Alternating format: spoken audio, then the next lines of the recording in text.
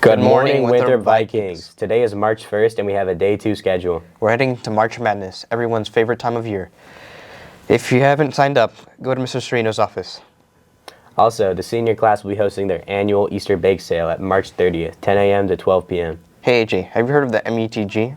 The METG? Yeah, it's the Massachusetts Educational Theater Guild. And their very own drama society will be presenting their show, We Are the Sea.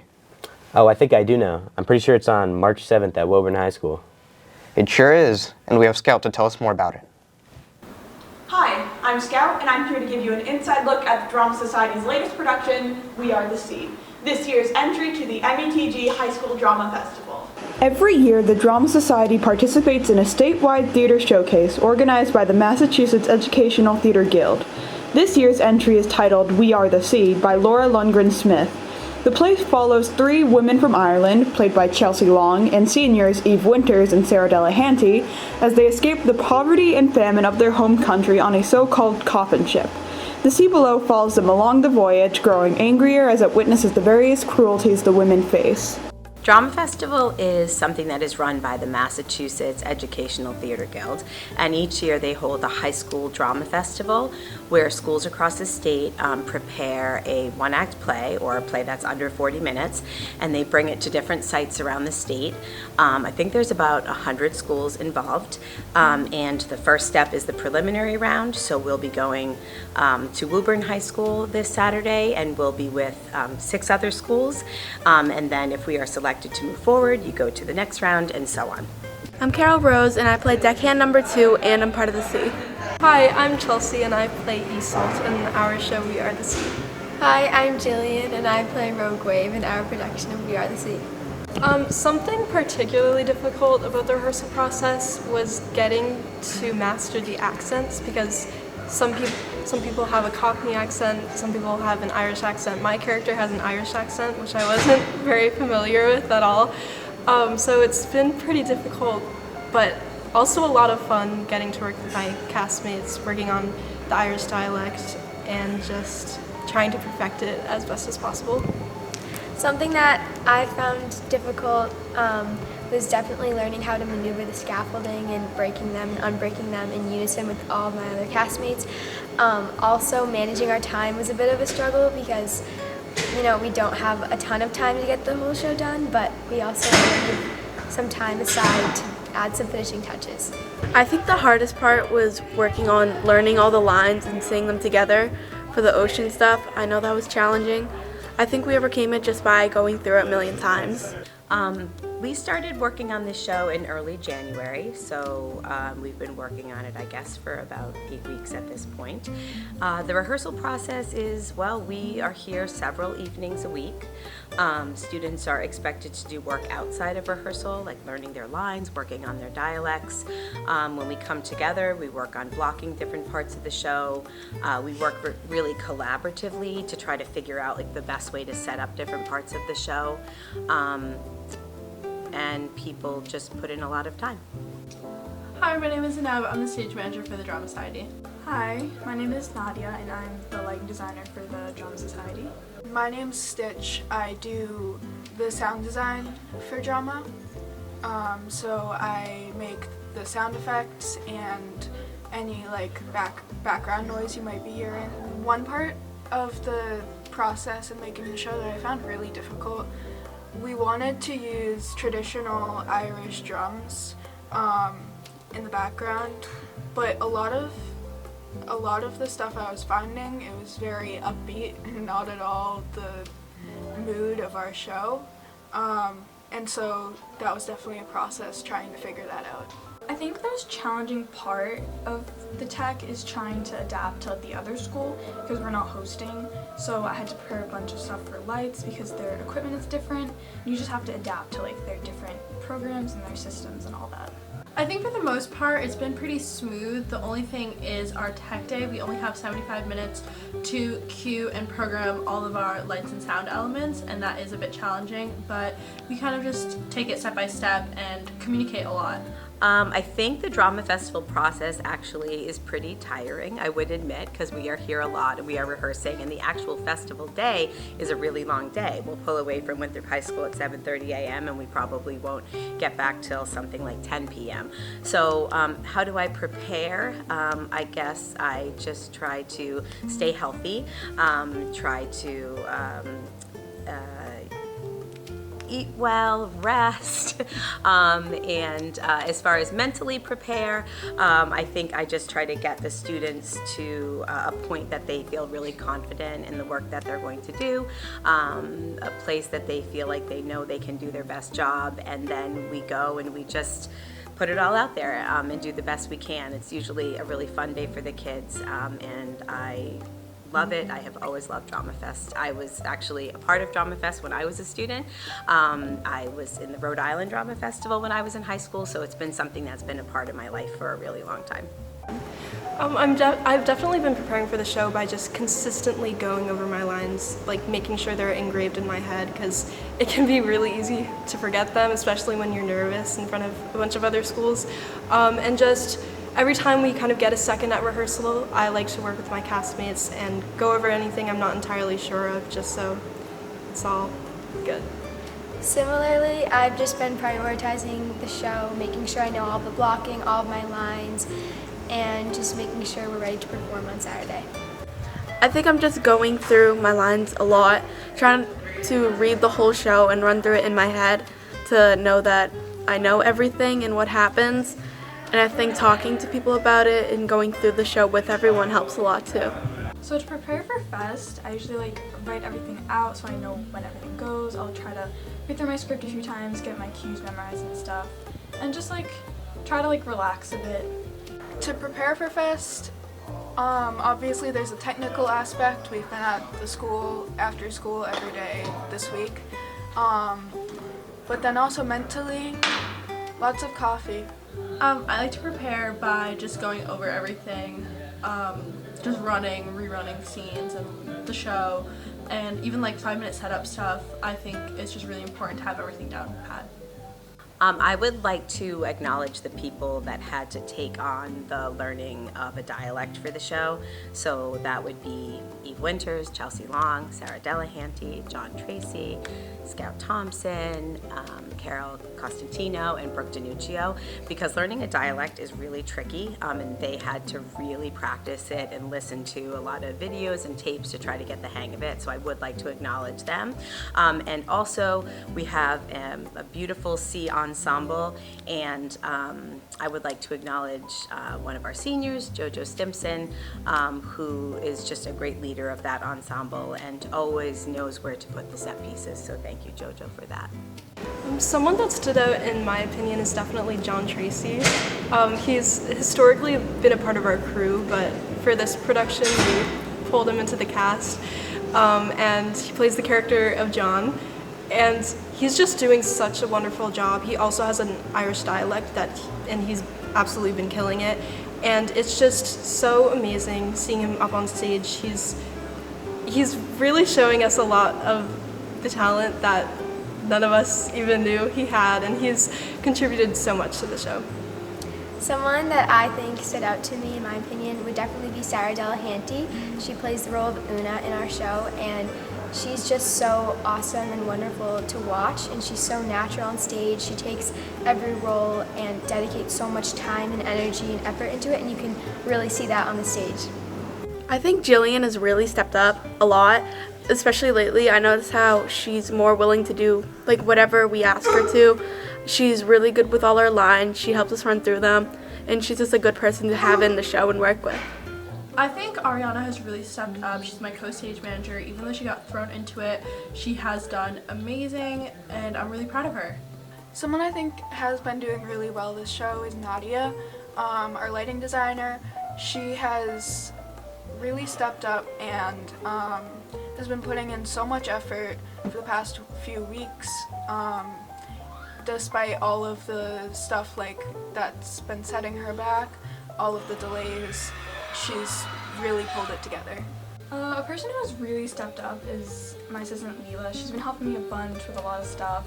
She's very helpful at the tech yesterday. She was helping me position the lights and all that, and I just really appreciate her for that. Okay, one thing I'm really excited about Fest, one thing that I loved last year was just getting to see all the plays from the other schools. It's always interesting to see other schools' takes on Drama Festival. I feel like Winthrop always comes in with a play that's very serious, with a very serious tone, but you might see a play that's like a comedy or something different, and it's so fun to just see all the different kinds of theater take place in the same room. I think I'm most excited about going to preliminaries and seeing all the other schools perform and meeting all the kids there, and it just sounds like a really fun day. I'm really looking forward to performing this Saturday because this is my first year doing Drama Fest, and this has an entirely different feel in comparison to the other plays that we've done and the plays I've done in the past. So I'm really excited to just experience it, perform at a different school, meet other people, and see other performances. What I most look forward to about Fest every year is just meeting all of these new people. Everyone has their own show that they're putting on, and everyone has their own roles in it, and it's great being able to talk to other students from other schools about how they do their drama as opposed to how we do it.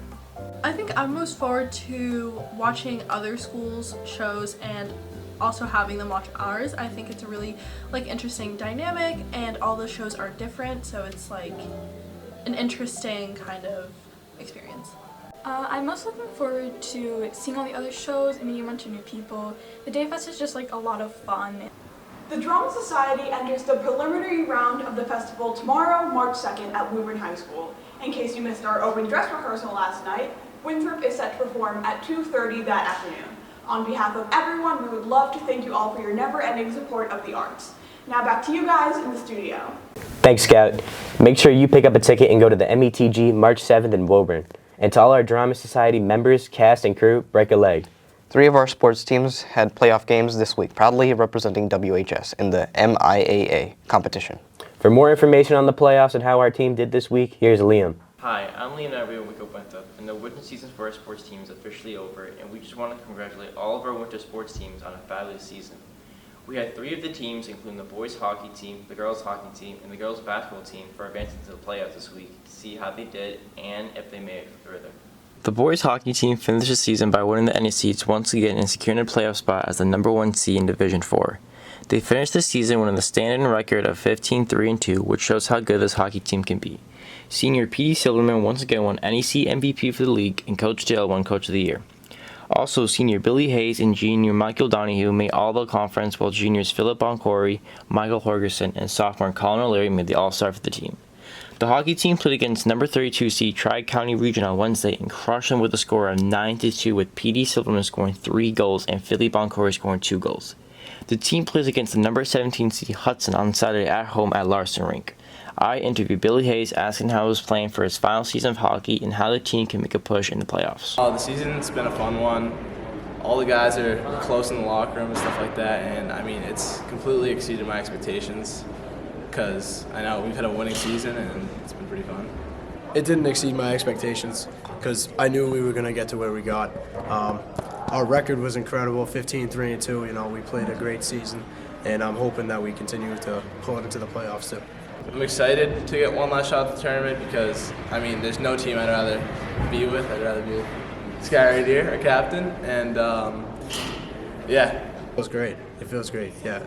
We're such a great team. All of us get along so well, and our chemistry is incredible. So I think we're going to go far, and, you know, we have a good shot of winning it this year.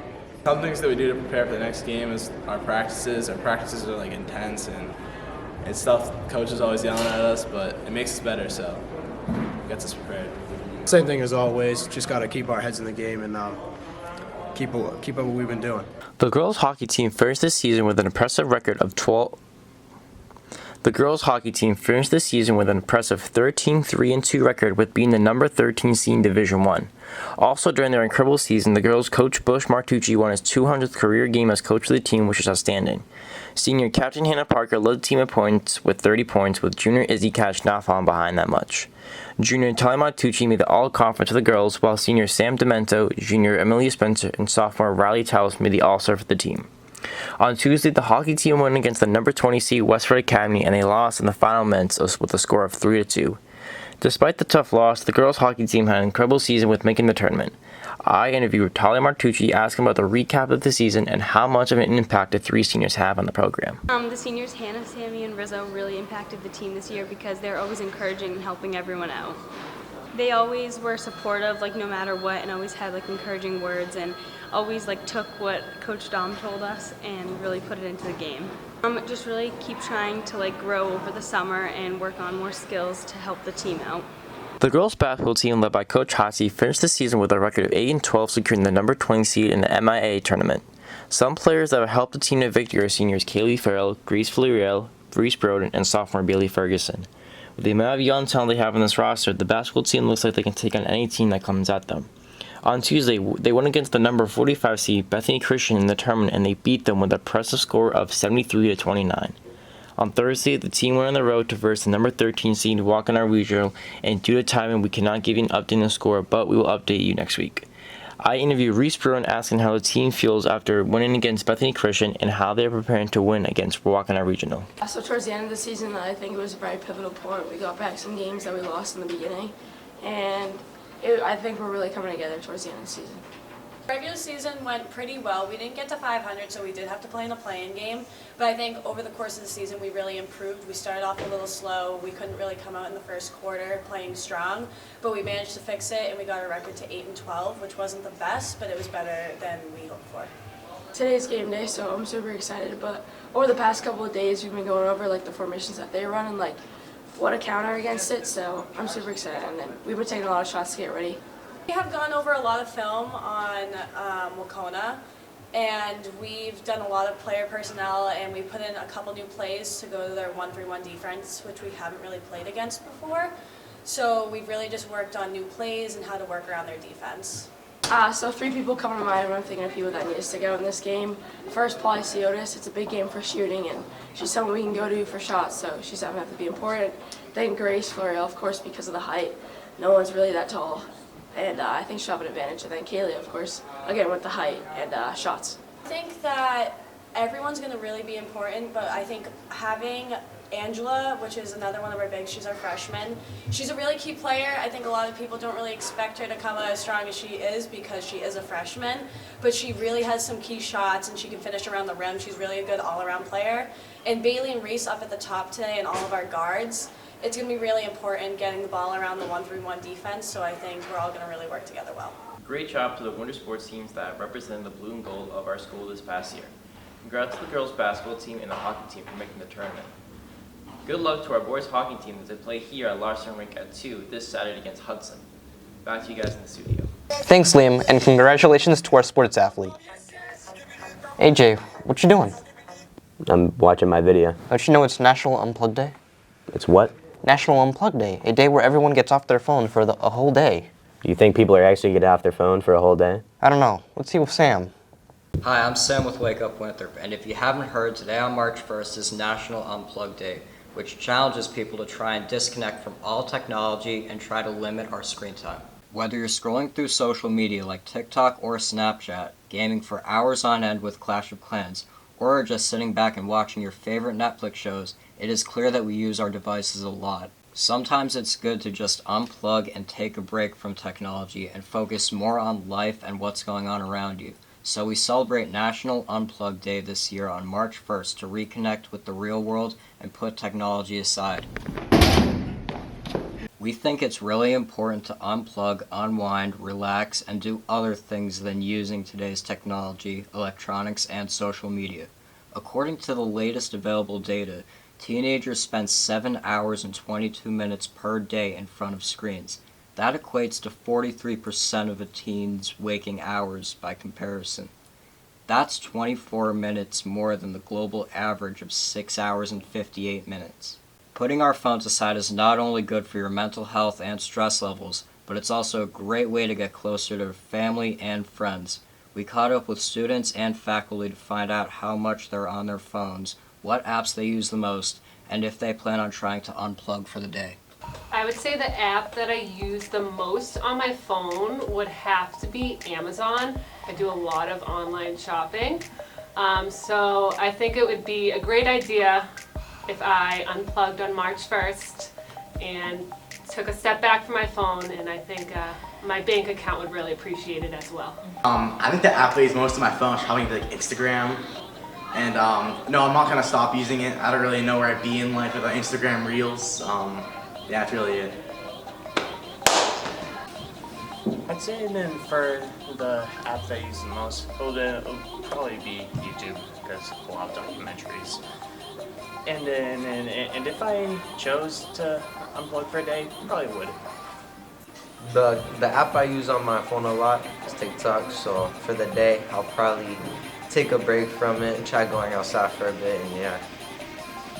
I hate to say it, but I'm big on Twitter, or most recently known as X, on my phone a lot. And am I going to take a break from it for the day on March 1st? Who am I kidding? Probably not. So looking at this, it looks like average daily usage is 3 hours and 22 minutes. It's broken down to messages, so I guess I'm texting a good amount.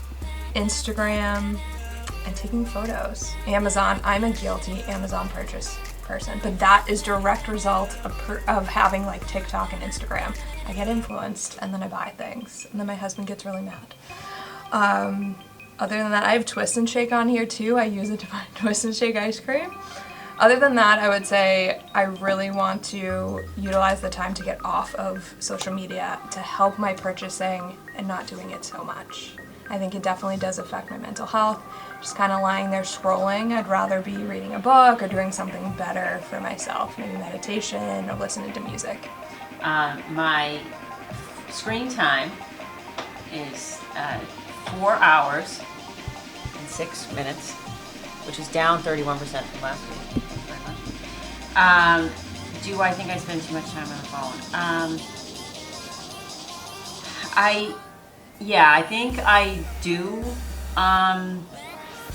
I think I do because I notice when other people are on it, and so that makes me think like, oh, I do the same thing. I hate it when people are on it. When I'm talking to them, that drives me nuts. Also when driving, when I look over and I see people on their phone, that makes me very nervous. But yes, and I know that's true that I'm on it maybe a little bit too much because I've had my youngest daughter say, Mom, put the phone down. So when somebody says that to you, maybe it's time to self-reflect about what you're doing and when you're doing it. Okay, so my screen time, well, my work screen time is probably, I don't know, I'd say like 5 hours just because we're in front of the computer all day, unless I'm meeting with students and teachers. Personal screen time, 2 hours maybe, average, maybe a little less, depending on the day. The apps I use the most, does texting count? I use that the most. That's what I use the most, maybe Instagram. And then do I think I spend too much time on my phone? Depends on the day. If it's like a boring day, then yes, I spend too much time on my phone. And how does it affect me? Yeah, I start getting lazy and I feel more tired. So when I feel like I'm spending too much time on the screen, I get up, go for a walk, or just go exercise at the gym. Alright, so TikTok we got 7 hours last week. Snapchat 3.5, Instagram 1 hour. Those are my main apps right there. You know, I don't think it's negatively impacting me that much, but because, you know, I only got 5.5 hours a day, but, you know, that's not that good. I gotta get the numbers down. According to the most recent update today at 1:11, my daily average is 2 hours and 36 minutes. Much of it.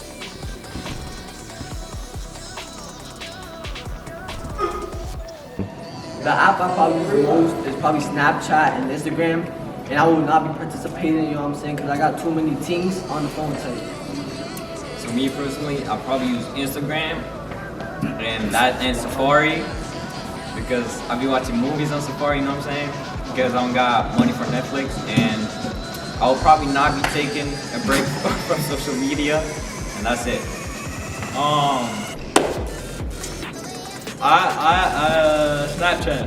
Snapchat, and would I be taking a break? Probably not. You know, I get like itchy every time I stop using my phone, so like probably not.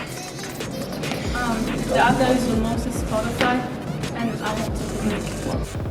For me, it's TikTok, and on March 1st, I am not unplugging. I'll give it a day, but I can't live without my phone. For me, it's TikTok because I feel like I'm mostly on it like so much, like too much actually, every day. And I feel like I need to like put down my phone and just like unplug from it. Thanks guys, remember that it's okay to take a break from screens every now and then and focus on life outside of the digital world. We challenge you to try and realize just how much we bury our heads in our phones and unplug. Anyways, that's all I have for this week. Back to you guys in the studio. Thanks, Sam. Sadly, that's all we have for you today, folks. And remember, Roll Vikes.